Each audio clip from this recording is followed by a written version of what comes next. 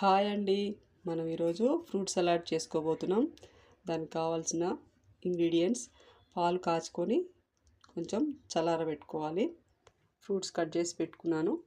Apple, banana, pomegranate, grapes.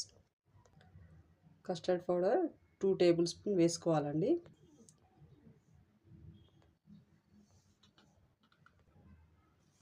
కాచి చల్లారబెట్టిన పాలతో కలుపుకోవాలండి, ఉండలు లేకుండా.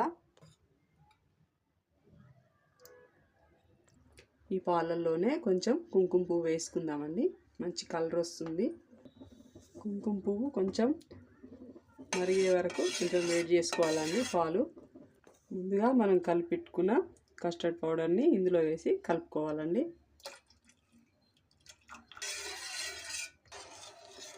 ఇలా తిక్కుగా వచ్చే వరకు కలుపుకోవాలండి. పాలు చల్లారిపోయినాయండి.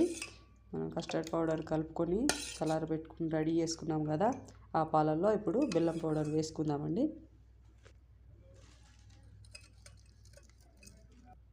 ఇందులో డ్రై ఫ్రూట్స్ వేసుకుందామండి. కాజు,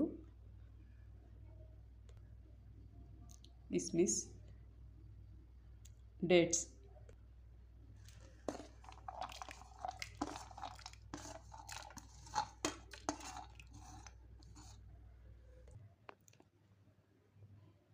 ఈ ఫ్రూట్స్ కూడా ఇందులో వేసుకుందామండి. ఇప్పుడు ఎంతో టేస్టీ ఫ్రూట్ సలాడ్ రెడీ అయిపోయిందండి. మీరు కూడా ట్రై చేసి చూడండి.